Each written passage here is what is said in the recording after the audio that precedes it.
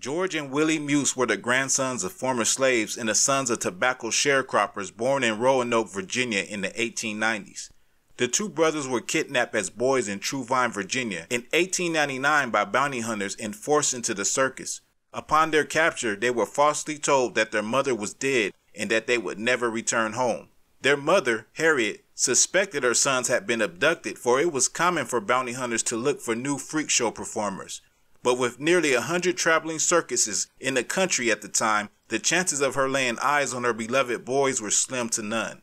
Being black albinos made them extremely rare and an extremely lucrative attraction for a circus promoter.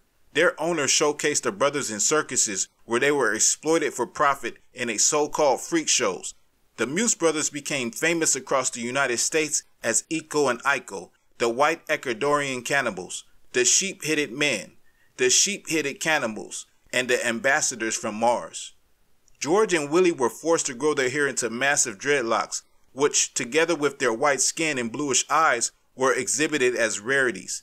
They were also billed as Darwin's missing links and nature's greatest mistakes. The boys were not permitted to go to school, neither were they paid for their work. They were literally kept in slavery, earning nothing despite thousands of people who paid to see them. Their only rewards were clownish attire they wore for the shows and food meant to keep the quote-unquote assets alive. One of their owners had found that George and Willie harbored the ability to play any song on almost any instrument, from the xylophone to the saxophone and mandolin, and that made them even more famous and more valuable assets to the owners of traveling circuses. However, after all this time, their illiterate mother had not ceased looking for her boys. In the fall of 1927, the brothers were on a tour with Ringling Brothers and Barnum Bailey Circus to Roanoke.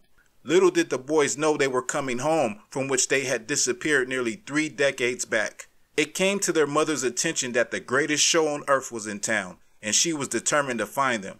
It was a tough decision to confront the Ringling Brothers, who were powerful millionaires who also had the attention of the heavyweight politicians and law enforcement agencies.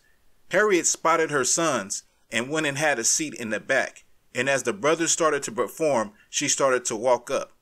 George spots her first and stops playing. He elbows his brother. "There's our dear old mother," George says. "Look, Willie, she's not dead." The crowd looks confused as they rush from the stage, folding into her arms and hugging her. A verbal battle ensues between Harriet, the circus manager, the lawyers, and the police. She refuses to leave without her sons, saying, "They are my children," and she convinces the police to let them leave with her at a time when police were headed by the Ku Klux Klan. Later, Harriet successfully sued Ringling Brothers for the mistreatment of her sons, winning a large settlement consisting of back pay and fair pay for her sons. The two brothers later chose to go back to work for the circus as paid employees. From Buckingham Palace to the islands of Hawaii, they perform alongside sword swallowers and giants in some of the Munchkins later cast in The Wizard of Oz. By the 1920s, they were headline sideshow acts and star freaks, featured prominently in opening day dispatches written from Madison Square Garden for the New York Times. Willie died at the age of 108 in 2001, while George, older by 3 years, died in 1972. This is the story of the Muse brothers.